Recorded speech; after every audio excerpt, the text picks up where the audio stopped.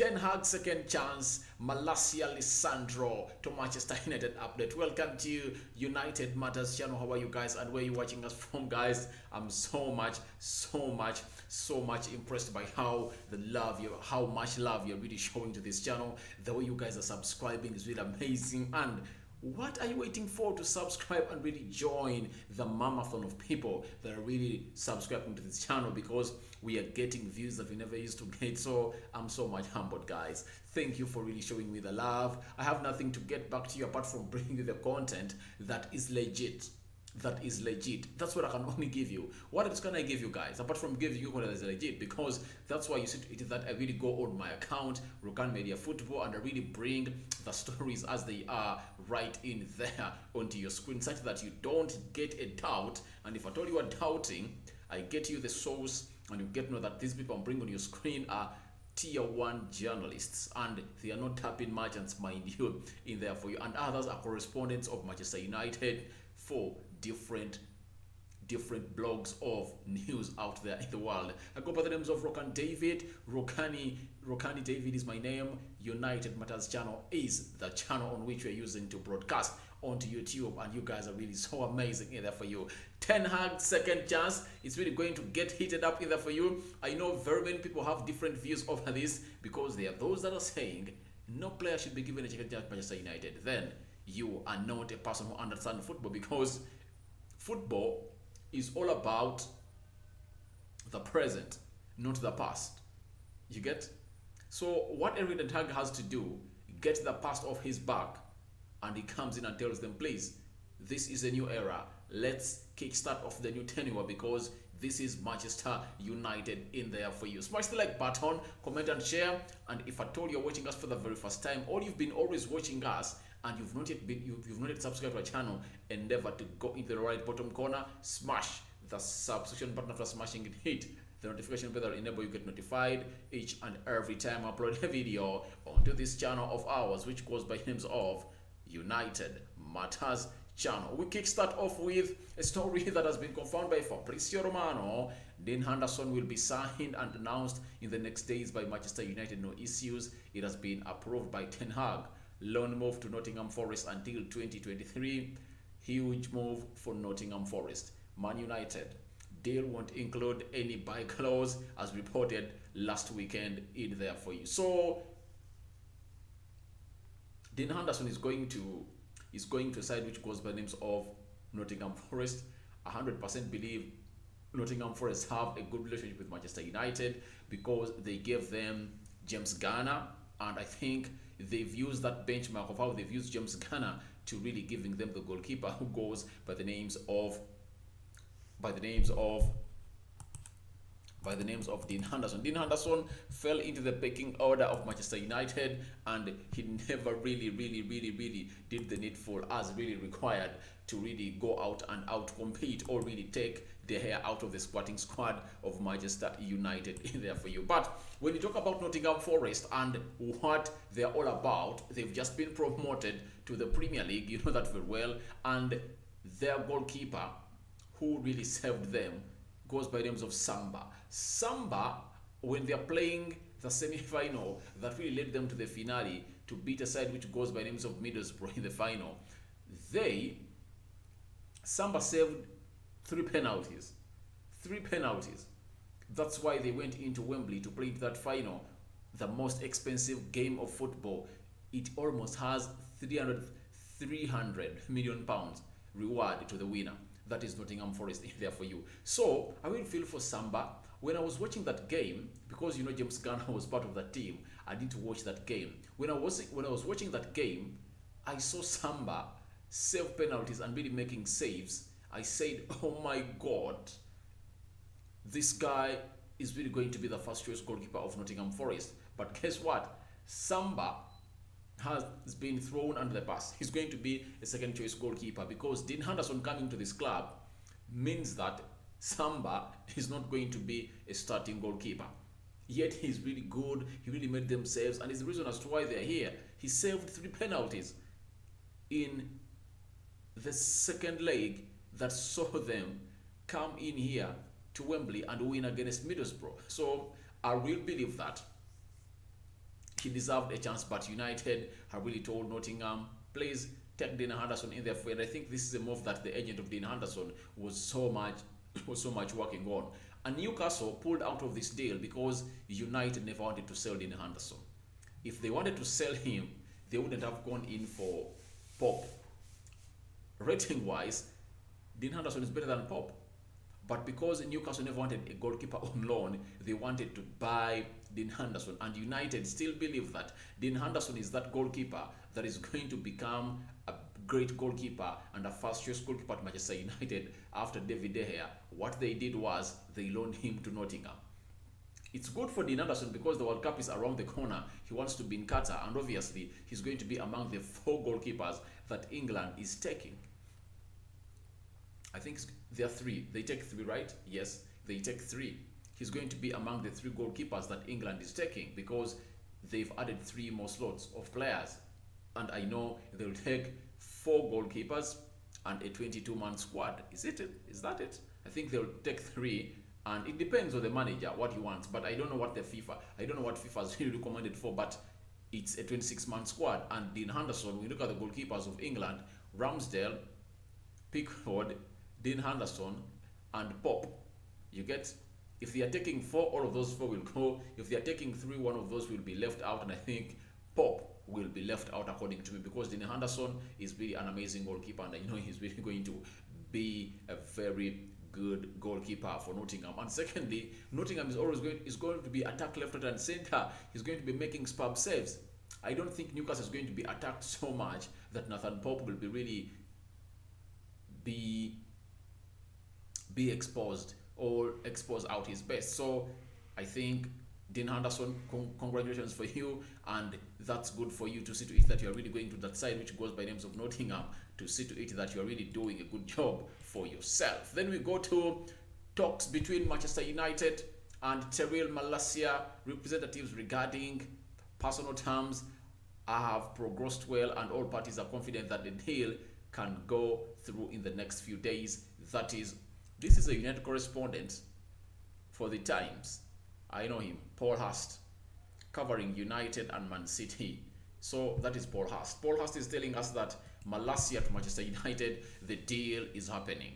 The deal is happening, and we are waiting to see when it's going to be announced as a here we go. Because when here we go is announced, then we know that everything has gone in the right hands of Manchester United. Malacia is really a very good left back, 22 years of age. He played 33 games for Feyenoord last season, and he really put up close to 3 or 4 assists in there for you. But I was so much amazed by his physicality. Premier League is all about physicality, and there is a quote of Eric Ten Hag that he really put up and said about a man who goes by Pep Guardiola, that he really got something wrong in the first season of the Premier League, that he underrated or underestimated the physicality of the Premier League. So it looks like Eric Ten Hag knows the Premier League. That's why when you look at Tyrell Malacia, his build-up is really so much athletic. He's a strong player, and he believes that he's going to come in and get things done. So this deal was so much communicated by Fabrizio Romano, and today an update has given is all about United handing in the papers to the agent of Malacia. Remember, Malacia and De Jong Frankie are managed by the same agency. Is it HFC in there for you, if at all I'm not mistaken? So these 2 players are coming at Manchester United, but Malacia is really close, so close. The same applies to Frankie De Jong is close, but Malacia is so close because man has been agreed. A deal has been agreed with Feyenoord. Now the player has even chosen United over Olympique Lyon, that had really agreed personal terms with him before, and now everything is in hands of Manchester United. They've agreed with Feyenoord. They have the money. £13 million or 15 million euros is the amount of money this young lad is going to go, plus 5 million add-ons. That's why United is really going to go on and offer for a side which goes by names of Feyenoord for the youngster who goes by the names of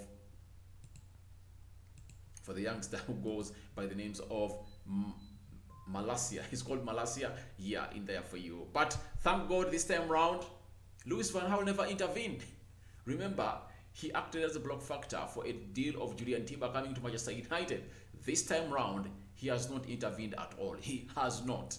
Not at all has he intervened this deal. So Malacia, I know tomorrow, I will believe that here we go is going to be at Manchester United, either for Malacia or De Jong, because tomorrow is 30th, and that's when Barcelona really are submitting in their books of accounts, and they need the 65 million euros that United are really going to pay up front before tomorrow to submit into their books to see either the balance in there for you. So we wait and see what things are really happening in there for you and what will transpire in there for you. So that is what we heard about Tyrell Mallacia, but everything looks like it's going to be done for Tyrell Mallacia, a person that is coming in, a player that is coming in to give Luke Shaw a chase for that left back position, of which I'm predicting that Luke Shaw is in for it. They are taking that place of Luke Shaw. They are taking it. This lad and a joke. In everything, he beats Luke Shaw hands down. He beats him hands down. I've seen him.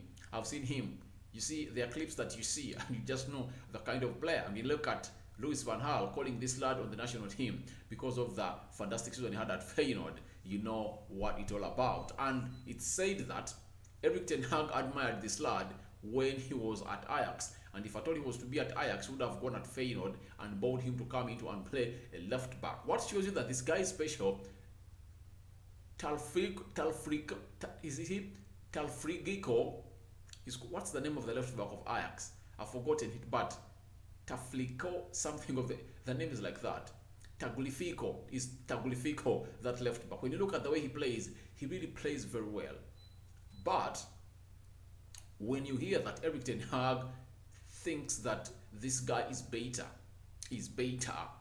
than Taglifico, then you just get to know that he's really a different kind of player and is a different level altogether in there for you. That is a guy who goes by the names of Tyrell Mallacia in there for you. And secondly, before we leave this Malacia deal or story, Erik ten Hag said that he really got to know about Tyrell Malacia when they were playing Feyenoord. And Anthony, you know Anthony very well, left winger, couldn't go past that lad.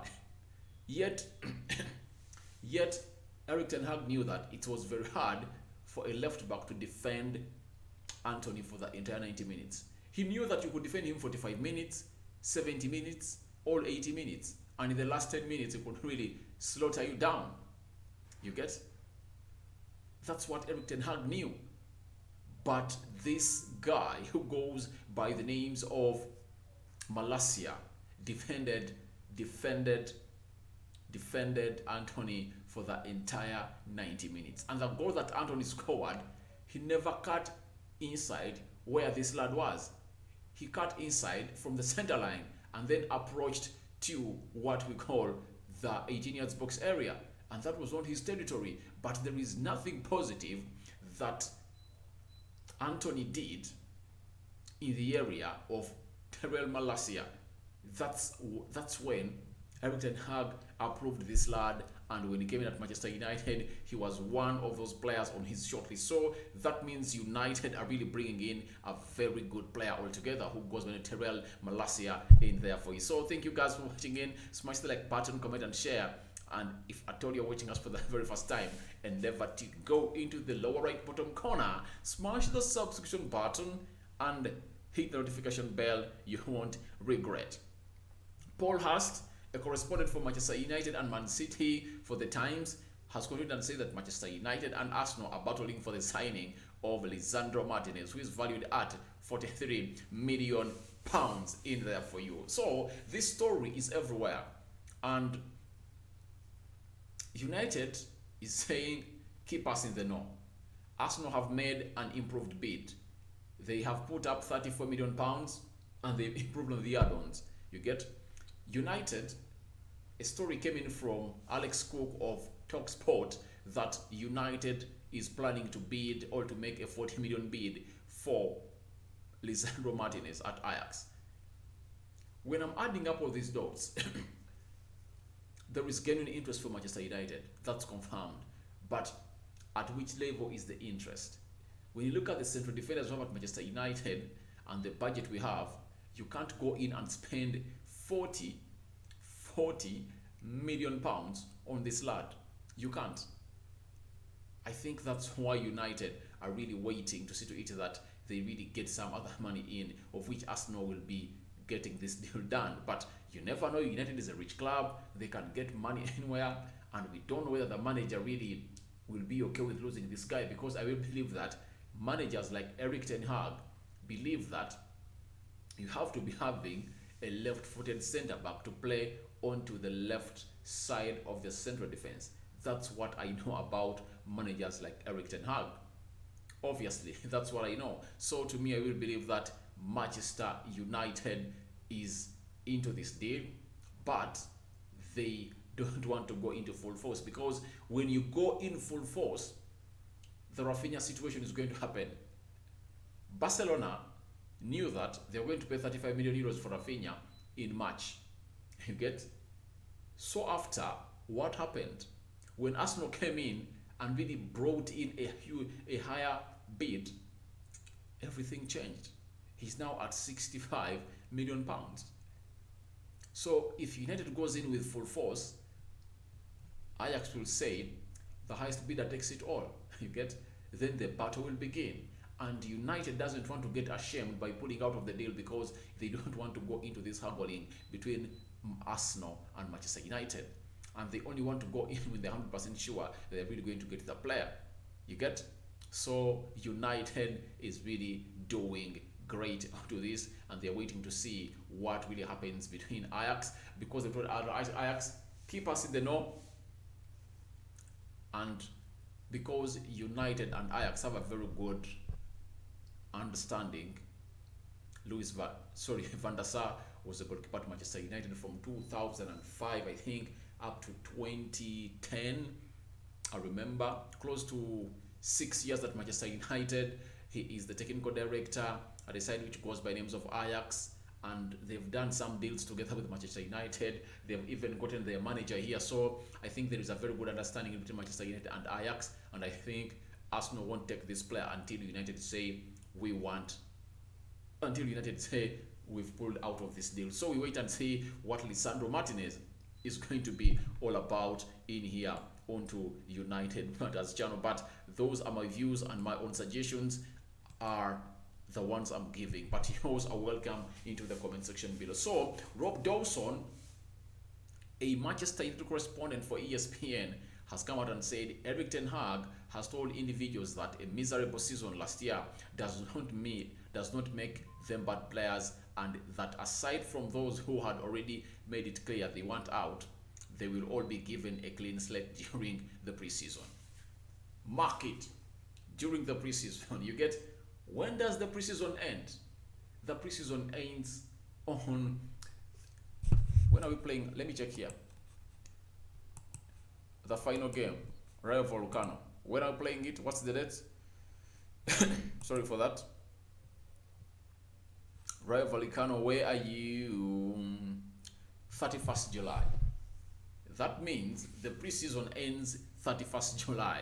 And people are trying to misquote Eric Ten Hag. He's not saying that he's going to walk in with all the players that were at Manchester United the previous season to the new season. He said he's going to give them a clean slate during the preseason to prove themselves to him. Whoever doesn't prove himself to him that is on the levels where he wants him to be, he's going to be sold. That's what Eric Ten Hag was saying. That's what Eric Ten Hag was saying. That I'm going to keep you until the preseason, but when you don't really come out and really show me that you really had something, you have something to add to me, I'm going to throw you out. That's what he was telling. That's what Eric Ten Hag was meaning. Not that he's going to start the season with them.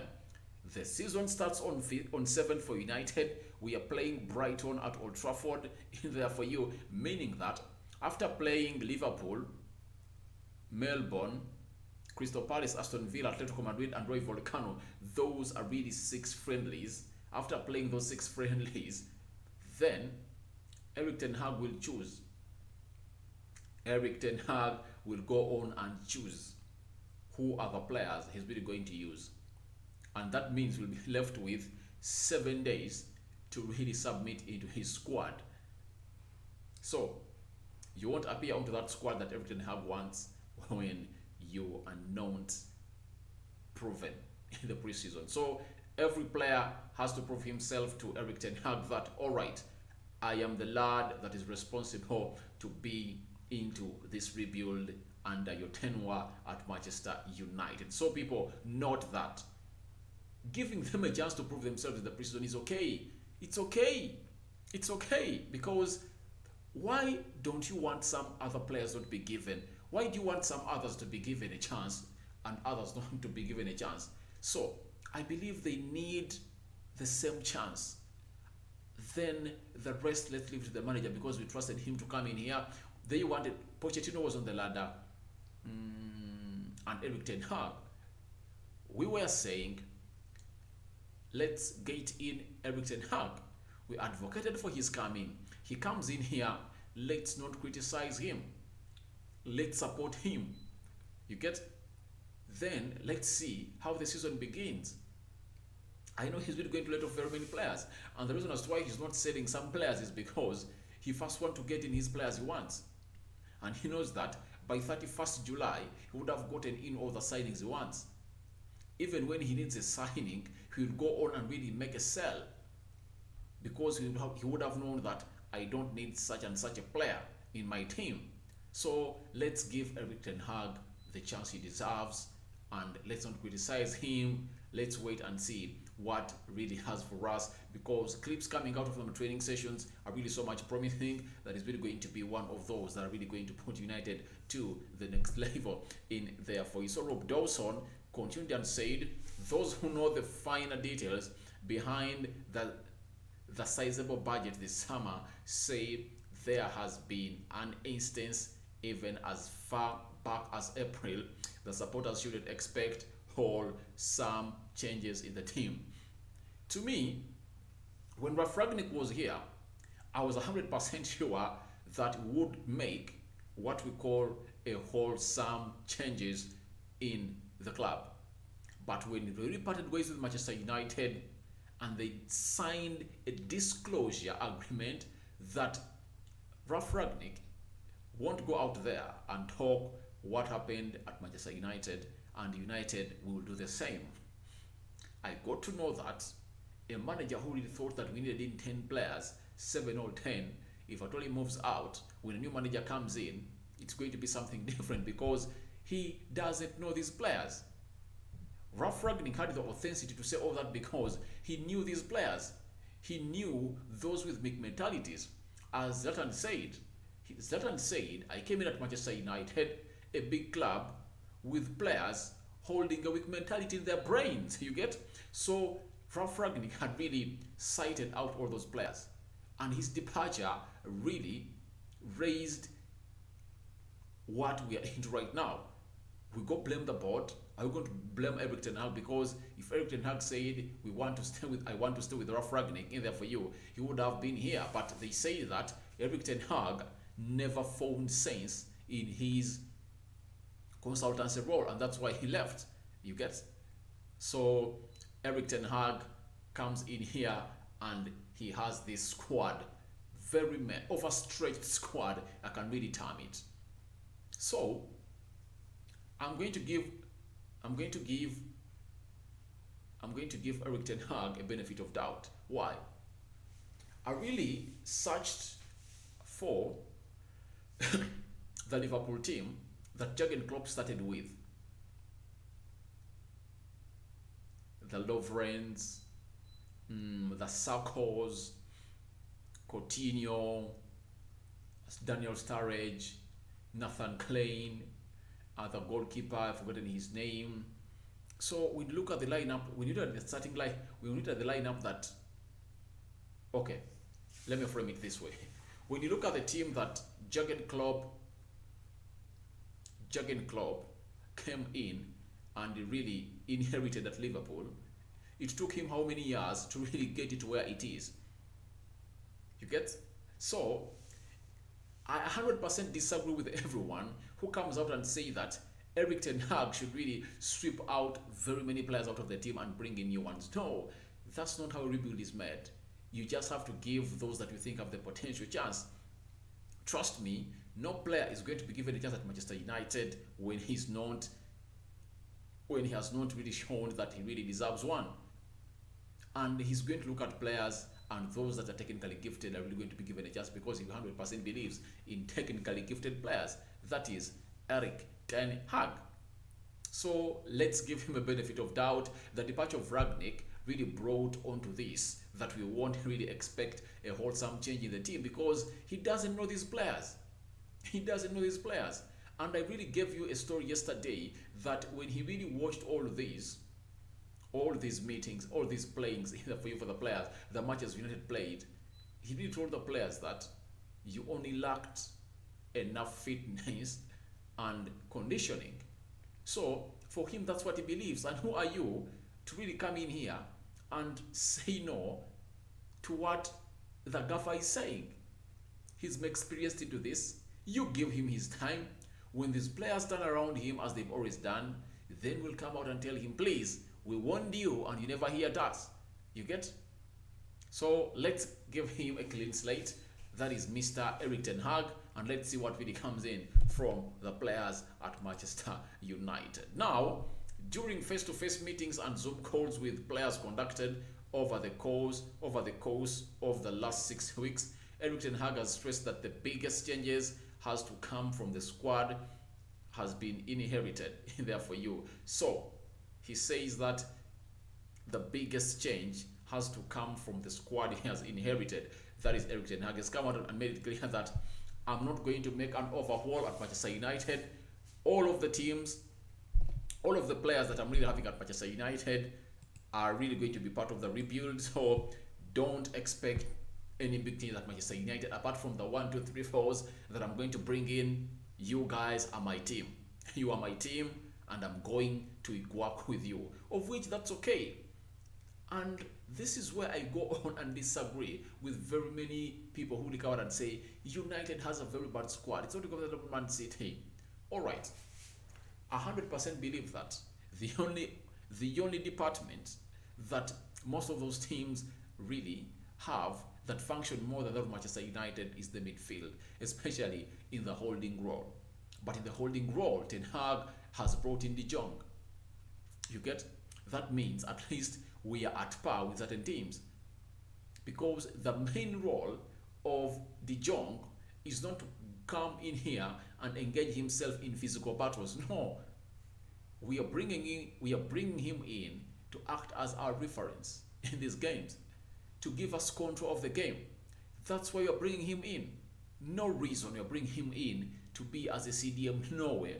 We're just trying to bring him in to break, you get, to break our play into the half of the opponent, because he does most of his defending in the half of the opponent, and when he gets that ball, he really has a good pass on him. He can really turn around those players. He can sit them down and then do those runs and drives in there for you. I know for the case that he can really make lots of progressive runs in there for you. That is a player who goes by the names of De Jong in there for you. So I really believe that we are having a player who really has the best for us in there for you. I'm just trying to see how many progressive scores, progressive runs did he make while at Barcelona in there for you. And I'm looking at the La Liga last season because I really want to let you know about this man that we are really bringing in here for you. So attacking, he made 3 goals per game. That's down. Shots per game. All right, big chances created. I'm trying to read them here on my other laptop in there for you. Big chances created 3, key passes 1.3, accurate passes 46%, 46.8%. So he has an accurate pass rate of 91%, action on half 95%, action opposition half 87%. So here he has a very good operation pass rate into the side of the opponent in there for you. So I really believe that he's so much good. He makes 1.6 successful dribbles. That is, it contributes to 85% Total duels won 4.6, that is 63%. Aerial duels won 62%. So he's really good. He's really good. That is Eric. That is De Jong for you. So I really believe that he is really a very good player who really comes in to do the needful at Manchester United. So guys, feel free to go in the comment section, tell me what you think about Eric Ten Hag giving a second chance to all of these players. The Malacia update and Lisandro update in there for you, and in Henderson leaving Manchester United on loan to go out to Nottingham Forest. It's like they're really preparing him to become the first choice goalkeeper of Manchester United. So let's wait and see. And that's what I had for you. Good night, good morning, good evening, and good afternoon. It depends where you're watching us in, but you guys, your love is really amazing for this channel. I'm out.